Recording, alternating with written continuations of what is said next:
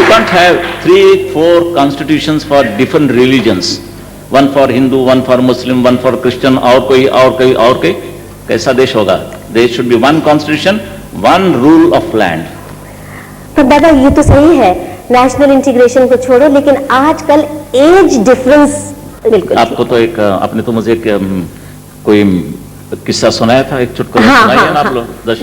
मैं बताती हूँ भाई और बहनों, जोक नहीं है, एक चुभने वाली चीज है, दिल में जो तीर की तरह चुभन पैदा करती है। हमारी सोसाइटी में और समाज में आजकल बूढ़े माँ बाप, वही हिंदुस्तान जो बूढ़े माँ बाप की तस्वीरें ड्राइंग रूम में लगाता है, फूलों से सजाता है, आज जिंदा माँ बाप की कैसी कदर हो रही है, कैसी बेकदरी हो रही है, ये मैं आपको बताऊं कि एक भिखारी सड़क से भीख मांग रहा था। एक नौजवान ने आके उसकी हथेली पे 1 रुपया रखा और कहा कि बाबा आप कहाँ रहते हैं? उस बूढ़े भिखारी ने कहा कि बेटा, इस शहर का जो सबसे ज्यादा अमीर आदमी करोड़पति सेठ है, उसके बंगले के बाजू के झोपड़े में मैं रहता हूं। उस आदमी ने कहा बाबा फिर तो वो अमीर आदमी आपको बहुत सताता होगा, आपका झोपड़ा तोड़वाने की कोशिश करता होगा, क्योंकि आपके झोपड़े की वजह से उसके बंगले की शो खराब होती है। तो वो बुड्ढा कहने लगा कि नहीं, ऑन दी कॉन्ट्री, वो अमीर आदमी तो मेरा बड़ा ख्याल रखता है, मेरा झोपड़ा टूट जाता है तो उसको रिपेयर करवाता है, कभी कभी अपने घर से खाना पका के ला के मुझे अपने हाथों से खिलाता है। उस आदमी ने पूछा कि बाबा वो अमीर आदमी ऐसा क्यों करता है? बुढ़े आदमी ने एक ठंडी सांस ली और कहा इसलिए कि वो मेरा बेटा है। आजकल बचपन में जो माँ बाप रातों की नींद हराम करके, बीमारी में, दुखी में, रात रात भर जाग के बच्चों की गंदे कपड़े धो के उनको पाल पोस के जवान करते हैं, और जवान होने के बाद बच्चे ये फर्ज समझते हैं कि माँ बाप को अपनी हैसियत के हिसाब से एक फ्लैट लेके दे दो, या 1 रूम किचन दे दो, 2 रूम किचन दे दो, और उनका परमानेंट खर्चा बांध दो। मैं कहूँ आपसे, आजकल क्या हो गया है, जो फ्रीडम हम देते हैं बच्चों को मिलना ही होगा, मगर the homes have become apartments. That's the whole problem, that's a real tragedy. घर घर नहीं रहा है, अपार्टमेंट बन गया है। बिल्कुल। हमारे जो कमरे होते हैं वो फ्लैट बन गए हैं, एक फ्लैट सिस्टम में घर में आई है, क्योंकि हर एक कमरे में एक टीवी होता है। और जब हम रहते थे, पहले जगह मेरी थी, वहां एक बाथरूम, एक टॉयलेट, तो मिलना ही होता है, तो कैसे करें? यहां नेशनल इंटीग्रेशन होता है, जो कि किसी ने कहा था, कोई एक राजा था जी, उसी राज्य में हमेशा कोई ना कोई फसाद होता था, कभी हिंदू मुसलमान का, कभी मुसलमान क्रिश्चियन, क्रिश्चियन हिंदू वगैरह वगैरह। तो राजा ने कहा कि भाई क्या हो रहा है सब, ये फसाद, दंगा फसाद क्यों? तो बोले हो रहा है कि वो मांग रहे, हिंदू मांग रहे कोई राम मंदिर बनाए, तो बना दो। तो राम मंदिर बना गया, फिर भी दंगा फसाद हो गया। तो बोला और क्या चाहिए? नहीं, अभी तो मुसलमान कहते कि हमें मस्जिद चाहिए, तो नहीं, बना दो, मस्जिद भी बन गई, फिर भी दंगा फसाद हो गया। बोले अभी क्या चाहिए इन लोगों को, जो चाहिए वो मैं दे रहा हूं।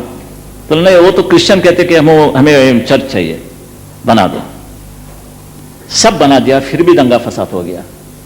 तो राजा काफी परेशान होगा, प्रधान जी से बुलाया कि भाई क्या है, अभी सबको सब दिया, दे दिया, अभी ये क्यों हो रहा है? तो मालूम नहीं साहब, इनके मन में क्या है, सब मोड़ डालो, सब डिमोलिश करो, डिमोलिश एवरीथिंग। तो इसके बाद क्या करें? तो एक कॉमन टॉयलेट बनाओ।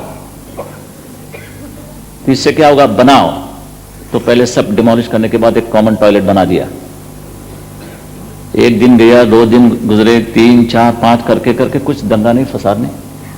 तो राजा ने कहा कि कैसा हो रहा है? बस साहब वो तो अभी कुछ नहीं हो रहा है देश में। कैसा? तो नहीं, वो एक रैंक में खड़े, कतार में खड़े रहते हैं, कोई मैचिस सिलाता है, कोई बीड़ी मांगता है, कोई कुछ करता है, कोई पॉट मांगता है कि तेरा पॉट मुझे दो, ये करके बस आराम से, जैसा वो पेशेंस है वैसे वो चल रहा है बिल्कुल काम, कोई दंगा फसाद करता नहीं। सभी की एक जरूरत है टॉयलेट की। तो जब हमारे देश के नेतागण जो है ये पूरा देश का टॉयलेट बनाना चाहते हैं, मुझे मालूम नहीं, जो कि नेशनल इंटीग्रेशन हो जाएगा। इसके बाद मैं चाहता हूं, मैं प्रार्थना करता हूं कि ये न हो।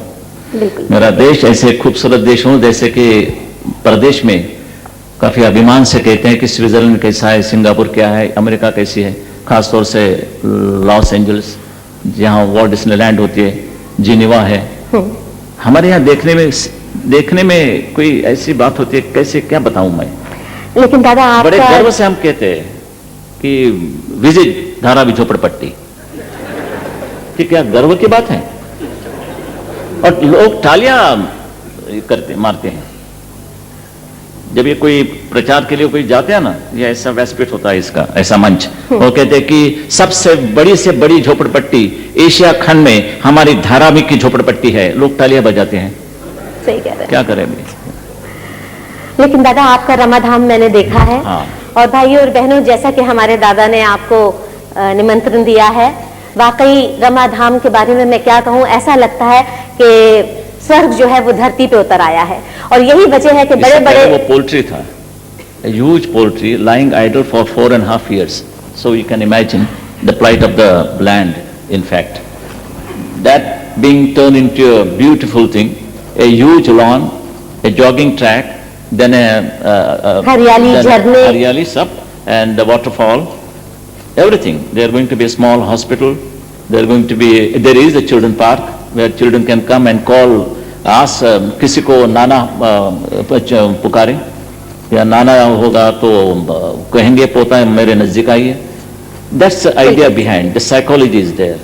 So यानी जो अपने घर में प्यार नहीं मिलता वो वहाँ मिल रहा है लोगों को. बिल्कुल, जो प्यार घर में नहीं मिला वो वहाँ मिलेगा. वहाँ मिल रहा है. दादा, मैं किन